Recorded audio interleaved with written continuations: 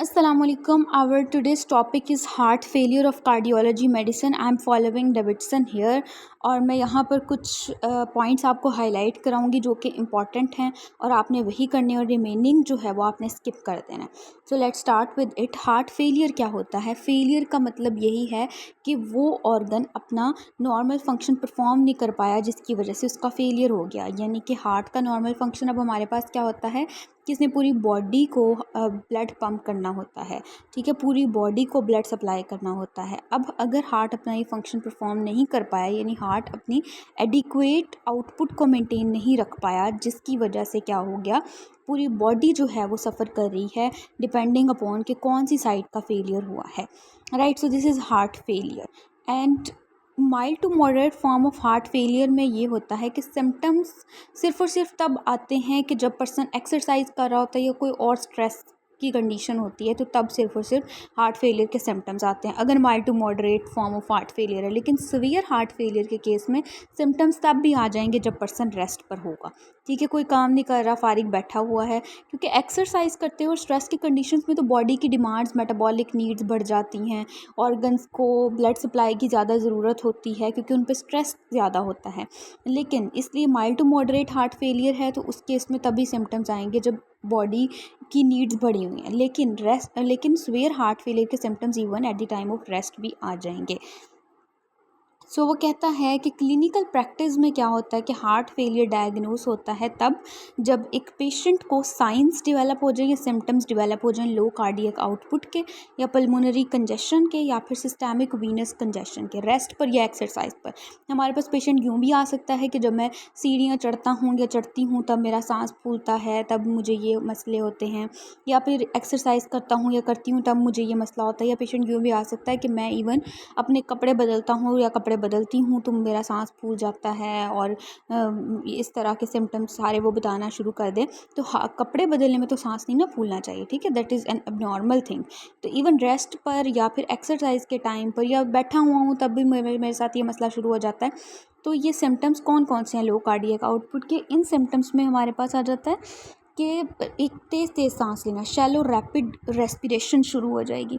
ठीक है, इसके अलावा क्या होगा कि लाइट हेडेडनेस होगी, कन्फ्यूजन होगी, कंसंट्रेट नहीं कर पा रहा होगा पर्सन क्योंकि उसके ब्लड को एडिक्वेट ब्लड सप्लाई नहीं ना मिल रही.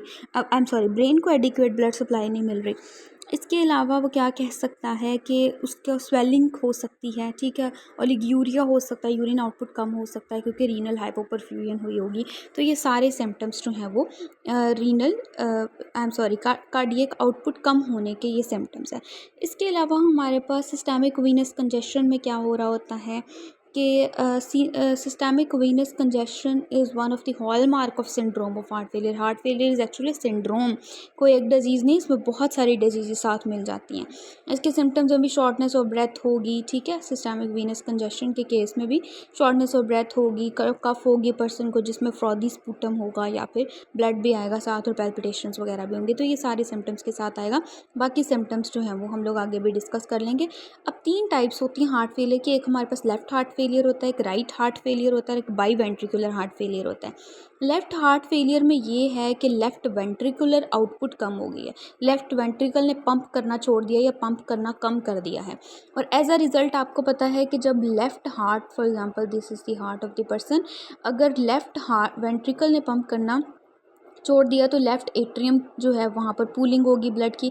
यहाँ पर पूलिंग हो रही है तो पल्मोनरी वेन्स जो हैं उनके अंदर पूलिंग होगी ब्लड की, और एज अ रिज़ल्ट लंग्स जो हैं उनके अंदर भी पूलिंग हो जाएगी ब्लड की.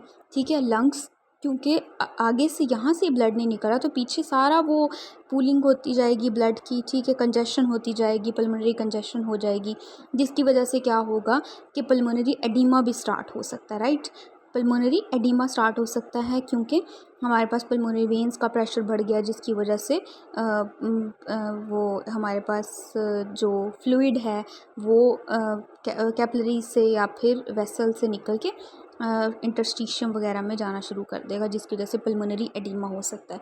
अगर तो एट्रियल प्रेशर के अंदर राइज अचानक से हुआ है कि लेफ्ट वेंट्रिकुलर फेलियर अचानक से हो गया और अचानक से यहाँ पर पूलिंग हुई, ठीक है, और अचानक से यहाँ पर पूलिंग हुई, तो पल्मोनरी एडिमा ज़रूर होगा। लेकिन अगर एट्रियल प्रेशर के अंदर राइज ग्रेजुअली हुआ है, जैसे माइट्रल स्टीनोसिस थी, ठीक है, ये माइट्रल वाल्व है, इसकी स्टीनोसिस थी, थोड़ा बहुत ब्लड पहले पंप कर जाता था, फिर और स्टीनोसिस हो गई, फिर थोड़ी और स्टीनोसिस हो गई, इस तरह करके ये प्रोसेस ग्रेजुअली चल रहा है। तो इस केस में यहाँ पर तो पूलिंग होगी, यहाँ पर भी पूलिंग होगी, कंजेशन होगी, लेकिन इतना टाइम मिल जाता है कि वो रिफ्लेक्स मैकेनिज्म्स एक्टिवेट होकर पल्मोनरी वेजो कंस्ट्रिक्शन करा देते हैं, जिसके रिजल्ट में पल्मोनरी एडिमा नहीं होता। तो ग्रेजुअल अगर प्रोसेस चल रहा है तो उसमें कंपेंसेशन के लिए टाइम मिल जाता है और पल्मोनरी एडिमा नहीं होता, राइट।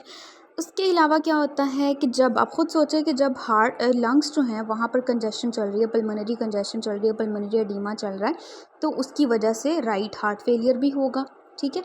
तो राइट हार्ट फेलियर की भी most common cause left heart failure ही होती है। उसके बाद अगर हम राइट हार्ट फेलियर की बात करें तो राइट हार्ट फेलियर में राइट वेंट्रिकुलर आउटपुट कम हो जाता है, ठीक है। राइट वेंट्रिकुलर आउटपुट कम हो जाता है, इसकी कॉजेज़ में लंग डिजीज़ है कि लंग डिजीज़ की वजह से पल्मोनरी एम्बोलिज्म है, ये पल्मोनरी वेल्वुलर स्टेनोसिस है, ठीक है। कॉर पल्मोनेल एक टर्म है जिसमें ये होता है कि बेसिकली इसमें कोई भी लंग डिजीज़ है, राइट, कोई भी लंग डिजीज़ है जिसकी वजह से पल्मोनरी आर्टरी का प्रेशर बढ़ जाता है और एज अ रिज़ल्ट फिर वेंट्रिकल्स जो हैं वो भी उनका भी आउटपुट राइट वेंट्रिकुलर आउटपुट भी कम हो जाता है। इस प्रोसेस को हम लोग कॉर पल्मोनेल कह रहे होते हैं। जैसे यहाँ पर आप देख सकते हैं, ये एक हमारे पास पिक्चर है, ये हेल्दी हार्ट है, लेकिन अगर कोई लंग डिजीज़ हो तो इसकी वजह से पल्मोनरी आर्टरी जो है उसकी भी स्टीनोसिस हो सकती है, ठीक है, और एज अ रिज़ल्ट ये जो राइट वेंट्रिकल है इसके ऊपर स्ट्रेस बढ़ जाता है और ये डिलेट कर जाता है और आसपास वाला हार्ट मसल जो है वो वीक हो जाता है और थिन हो जाता है। Right ventricle is enlarged and surrounding heart muscle is weak and thin, तो इसको हम लोग कॉर पल्मोनेल कहते हैं। It occurs basically due to any sort of lung disease like pulmonary stenosis, यहाँ पर पल्मोनरी स्टीनोसिस थी जिसकी वजह से, या फिर कोई और लंग रिलेटेड इशू हो सकता है। नेक्स्ट है जी हमारे पास biventricular heart failure. Biventricular heart failure होता है डायलेटेड कार्डियोमायोपैथी के केस में, ठीक है। कार्डियोमायोपैथीज भी हम पढ़ेंगे तो उसमें डिटेल में इसको डिस्कस कर लेंगे। इसके अलावा ये है कि अगर हमारे पास लेफ़्ट हार्ट फेलियर कभी हुआ हो तो as a result right heart failure अगर प्रोलॉन्ग चलता रहे लेफ़्ट हार्ट फेलियर, तो उसकी वजह से राइट हार्ट फेलियर भी ऑब्वियसली हो जाता है। सो दैट इज़ वाई के left heart failure is also a cause of right heart failure and as a result हमारे पास बाई वेंट्रिकुलर हार्ट फेलियर उस केस में भी हो जाता है। एपिडेमियोलॉजी आपने नहीं करनी, पैथोजेनेसिस जो है वो भी हमने यहाँ पर नहीं करनी होती। ये जो स्टॉर्लिंग्स लॉ है, ये सारी फिजियोलॉजी की बातें हैं, ये रहने दें, हमने नहीं करनी। उसके बाद हमारे पास आ जाता है कॉजेज़। अगर लेट्स सपोज वैसे कॉजेज़ पास पेपर में आए नहीं हुए, लेकिन अगर कॉजेज़ पूछ लिए जाएँ कि कॉजेज़ ऑफ हार्ट फेलियर क्या हैं, तो एक कॉज तो हमारे पास ventricular dysfunction, it is the most, highlight कर लें जी इस बात को कि ventricular dysfunction is the most common cause of heart failure. इसके अलावा अब हमने हार्ट फेलियर की कॉजेज़ तो पढ़ ली, राइट हार्ट फेलियर भी है, लेफ़्ट हार्ट फेलियर भी है और बाई वेंट्रिकुलर हार्ट फेलियर भी है कि किसी भी तरह का हार्ट फेलियर हो सकता है। नंबर 2 अगर हम देखें तो नंबर 2 पे हमारे पास आ जाता है जी high output failure. High output failure में क्या होता है, कुछ कंडीशंस हैं जैसे कि हमारे पास एडिमा है, एनीमिया है, थायरोटॉक्सिकोसिस है, बेरीबरी है, ठीक है। बेरीबरी में एक्चुअली हमारे पास क्या हो रहा होता है कि इसमें पायरोवेट और लैक्टेट की अमाउंट कार्डियक सेल्स में इंक्रीज़ हो जाती है, जिसकी वजह से उनकी मेटाबॉलिज्म प्रॉपर्ली नहीं हो रही। जब सेल्स के अंदर मेटाबॉलिज्म ही प्रॉपर्ली नहीं हो रही तो उसकी वजह से हमारे पास क्या होगा कि हार्ट की एक्टिविटी कम हो जाएगी, क्योंकि वो वेस्ट जो है वो क्लियर नहीं हो रहा प्रॉपर्ली। एडिनोसिन वगैरह, लैक्टेट, पायरोवेट, इनकी अमाउंट ज़्यादा हो जाती है बेरीबरी की वजह से, विटामिन B1 की डेफिशिएंसी की वजह से। अगर एनीमिया है किसी पर्सन को तो उसकी वजह से बॉडी की डिमांड बढ़ी हुई है, ब्लड के लिए बॉडी की डिमांड बढ़ी हुई है, तो एज अ रिज़ल्ट भी आपका हार्ट जो है वो जल्दी जल्दी से पंप करेगा, ठीक है, और तेज़ी से पंप करेगा। और कब तक आखिरकार वो पंप करता रहे, एट लास्ट उसकी भी एक कैपेसिटी है वो ख़त्म हो जाएगी और as a result heart failure हो सकता है। थायरोटॉक्सिकोसिस में भी हार्ट की एक्टिविटी बढ़ी हुई होती है, हार्ट रेट बढ़ा हुआ होता है, और वो एक लिमिट तक ही भर सकता है, उसके बाद हार्ट की भी एबिलिटी ख़त्म हो जाती है। नेक्स्ट है जी वेल्वुलर डिजीज़। वेल्वुलर डिजीज़ में हमारे पास आ जाता है कि एक तो माइट्रल वेल्व है और एक ट्राइकस्पिड वेल्व। आपको पता है इनकी स्टेनोसिस हो सकती है। दूसरे वेल्व्स कौन से हैं? एओर्टिक और पल्मोनरी वेल्व्स हैं, इनकी स्टेनोसिस हो सकती है, राइट।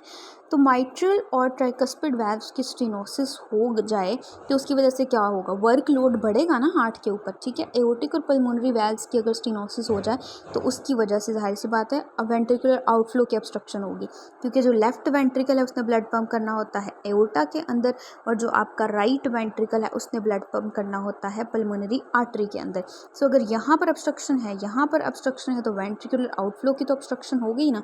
तो ये हमारे पास हैं जी कॉजेज़, ठीक है। ज़्यादा डिटेल में ये वाली बातें मैंने नहीं पढ़ाई क्योंकि आपके कंसर्न के लिए नहीं है, ना तो आपका फार्मा का पेपर है और ना ही आपका फिजियोलॉजी का पेपर है, आपका मेडिसिन का पेपर है, तो उस हिसाब से हम लोग चीज़ों को देखेंगे। नेक्स्ट है जी हमारे पास क्लिनिकल असेसमेंट। क्लिनिकल असेसमेंट में आ जाता है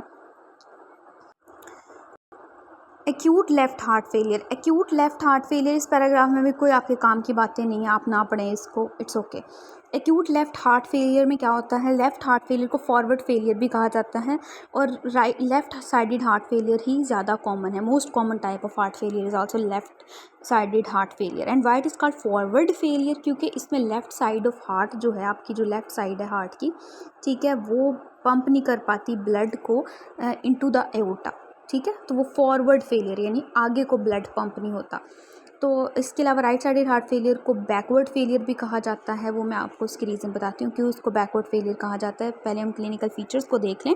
अगर तो लेफ़्ट हार्ट फेलियर हो गया तो किसी भी ऑर्गन को ब्लड नहीं पहुँचा, जिसकी वजह से क्या होगा? रैपिड गैस्पिंग ब्रीदिंग होगी, शैलो रैपिड ब्रीदिंग होगी, और थॉपनिया भी हो जाएगा। और थॉपनिया ये होता है कि जब पर्सन लेट जाता है तो फिर उसको शॉर्टनेस ऑफ ब्रेथ होती है, और अगर वो बैठ जाए या खड़ा हो जाए तो उसकी वजह से वो ठीक हो जाता है। इसके अलावा क्योंकि जब वो फ्लैट लेटता है, सीधा लेटता है, तो उसकी वजह से वीनस रिटर्न हार्ट की तरफ बढ़ जाती है, जिसकी वजह से हार्ट लोड बढ़ जाता है और एज अ रिजल्ट हमारे पास हार्ट फेलियर वाले सिम्टम्स मैनिफेस्ट होना शुरू हो जाते हैं। इसके अलावा अल्टीमेटली रेस्पिरेटरी फेलियर भी हो सकता है, और हमारे पास पेशेंट जो है वो पेल होगा, ठीक है, क्योंकि ब्लड सही से पंप नहीं ना हो रहा उसकी बॉडी के अंदर।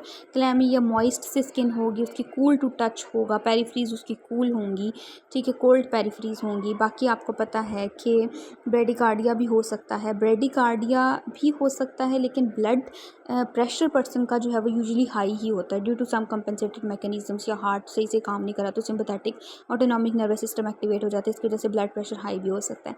लेकिन अगर पेशेंट शॉक में है, ठीक है, तो उसकी वजह से शॉक में क्या होता है? कार्डियक आउटपुट कम है, वेसल्स में ब्लड नहीं है, तो नॉर्मल या लो बीपी भी उसका हो सकता है।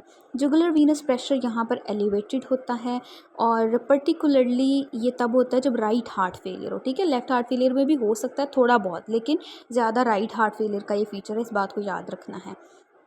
नेक्स्ट इज़ कि हमारे पास एक गैलप रिदम आता है। गैलप रिदम इज़ के थर्ड हार्ट साउंड जो है वो सुनाई देती है, और ये फर्स्ट कार्डियक साइन है, नॉट सिम्टम। ये फर्स्ट कार्डियक साइन है जो कि लेफ्ट साइडेड हार्ट फेलियर के पेशेंट में आता है। S3 हार्ट साउंड जो है वो यूजुअली बच्चों में और एडल्ट्स के अंदर नॉर्मली समझी जाती है, लेकिन अगर बाकी केसेस में ये अबनॉर्मल साउंड होती है, और ये माइट्रल रिगर्जिटेशन में देखी जाती है, कुछ और कॉजेज़ में भी देखी जा सकती है। It can be physiological, it can be pathological, लेकिन S3 हार्ट साउंड या गैलप रिदम जो है वो हमारे पास फर्स्ट कार्डियक साइन होता है लेफ्ट साइडेड हार्ट फेलियर का। नेक्स्ट है जी कि अगर तो लंग्स की भी इन्वॉल्वमेंट हो गई है तो उसकी वजह से क्रैपिटेशन सुनाई देगी, क्रैपिटेशन क्रैकलिंग सी साउंड होती है, ठीक है। और नेक्स्ट इज़ के एक्सपायरेटरी वीज़ भी सुनाई दे सकती है, राइट। और बाकी हमारे पास क्या है? अपर रेस्पिरेटरी ट्रैक इन्फेक्शन की हिस्ट्री वगैरह हमने ले लेनी है पेशेंट के अंदर, या फिर कहीं अचानक से उसने डायूरेटिक मेडिकेशंस तो नहीं लेना छोड़ दी, हिस्ट्री में पूछेंगे, ठीक है, क्योंकि डायूरेटिक्स जो है वो हम आगे ट्रीटमेंट में पढ़ेंगे कि हम हार्ट फेलियर वाले पेशेंट को दे रहे होते हैं। अगर उसने इनअप्रोप्रिएट सिजेशन किया उसकी, तो उसकी वजह से भी उसको हार्ट फेलियर हो सकता है, सिम्टम्स एग्जैजरेट कर सकते हैं उसके। नेक्स्ट इस chronic heart failure. Chronic heart failure में अब हमारे पास क्या होगा? क्रोनिक हार्ट फेलियर में सिम्टम्स हमारे पास फटीग के होंगे, ठीक है, बीपी जो है वो इसमें लो होगा, पेरिफ्रीज यहाँ पर भी कोल्ड होंगी, लेकिन ये है कि क्योंकि क्रोनिक चल रहा है ये केस और ब्लड नहीं मिल पा रहा मेजर ऑर्गन्स को, वाइटल ऑर्गन्स को, जिसकी वजह से जो इतने ऑर्गन्स जो हैं वो एफिशिएंट नहीं हैं, ठीक है, उन वहाँ से ब्लड जो है वो डाइवर्ट होके मेजर ऑर्गन जैसे किडनीज, ब्रेन, इन सब की तरफ जाना शुरू कर देगा। कौन सी ऑर्गन्स इतने इंपॉर्टेंट नहीं है, जैसे स्केलेटल मसल्स, यहाँ से ब्लड डाइवर्ट होके दूसरी तरफ जाना शुरू कर देगा। स्केलेटल मसल्स के पास जब ब्लड नहीं आएगा तो उसकी वजह से मसल वेस्टिंग होगी पर्सन को, ठीक है। रीनल परफ्यूजन सही से नहीं हो रही, ओलिगूरिया भी हो सकता है, बाकी यूरीमिया, क्योंकि किडनी सही से काम नहीं करी तो उसकी वजह से उसके ब्लड के अंदर यूरिक एसिड, यूरिया वगैरह के लेवल्स जो हैं वो, आई am sorry not uric acid, urea वगैरह के लेवल्स बढ़ सकते हैं। नेक्स्ट इस पल्मोनरी एडीमा भी हो सकता है, ठीक है। अगर तो लेफ़्ट हार्ट फेलियर है तो उसकी वजह से पल्मोनरी एडीमा हो सकता है, क्रैपिटेशन सुनाई देंगी लंग बेसिस के ऊपर। एज अ रिज़ल्ट अगर राइट हार्ट फेलियर है तो उसकी वजह से जेवीपी इनलार्ज्ड होगा, हाई होगा जेवीपी, जुगुलर वीनस प्रेशर। इस पिक्चर से मैं आपको दिखाती हूँ राइट हार्ट फेलियर और लेफ्ट हार्ट फेलियर के क्लिनिकल फीचर्स। बेसिकली आप ये पिक्चर भी कर लें तो ये आपके लिए काफ़ी होगी। राइट हार्ट फेलियर क्या होता है, क्योंकि राइट आपको पता है ये लेग की वेन्स हैं, चाहे जो भी है, ठीक है, फिर आपका ये लीवर आ जाता है, यहाँ से सारा ब्लड इंफीरियर वेना केवा में जाना होता है, और हेड वगैरह की सारी वेन्स जो हैं और अपर लिम्ब की वेन्स जो हैं वहाँ से ब्लड सुपीरियर वेना केवा में जाना होता है और अल्टीमेटली राइट हार्ट में जाना होता है। लेकिन जब राइट हार्ट फेलियर हो जाए तो यहाँ का ब्लड यहाँ पे पुल अप होना शुरू हो जाएगा, ठीक है, जिसकी वजह से डीवीटी हो सकता है पेशेंट को। ऊपर वाला हेड वाला नेक वाला ब्लड वहाँ पे पुल अप हो जाएगा, जिसकी वजह से जेवीपी जो है वो रेज्ड होगी, ठीक है। और इसी तरह पोर्टल हाइपरटेंशन हो जाएगी, हिपैक्टोमेगैली हो सकती है, एसआईटीज़ वगैरह हो सकता है ड्यू टू पोर्टल हाइपरटेंशन। बाकी यहाँ पर मैंने कहा डीवीटी भी हो सकता है, लेकिन पेरिफेरल पिटिंग एडीमा भी हो सकता है। जबकि लेफ्ट हार्ट फेलियर के केस में क्या होगा कि बेसिकली प्लूरल इफ्यूजन होगी, कार्डियोमेगैली भी होगी, पल्मोनरी एडीमा होगा, यानी लंग्स से रिलेटेड सिम्टम्स आ रहे होंगे, क्योंकि सबसे पहले जो ऑर्गन इफेक्ट हो रहा था due to left heart failure वो आपके लंग्स ही होते हैं। पल्मोनरी एडीमा, कंजेशन वगैरह। रेज्ड जेवीपी यहाँ पर भी हो सकता है, पिटिंग एडीमा यहाँ पर भी हो सकता है, लेकिन बहुत ही कम है, हो भी सकता है और नहीं भी हो सकता। जबकि राइट हार्ट फेलियर में तो पक्की पक्की बात है कि ये होगा, और अगर हो रहा है ये सब कुछ तो ये पर्टिकुलरली राइट हार्ट फेलियर को इंडिकेट कर रहा है। So that was all about the symptoms of the heart failure. हमने इनको डिस्कस कर लिया। नेक्स्ट हम कॉम्प्लिकेशंस, इन्वेस्टिगेशंस और ट्रीटमेंट को नेक्स्ट वीडियो में डिस्कस करते हैं। Thank you very much.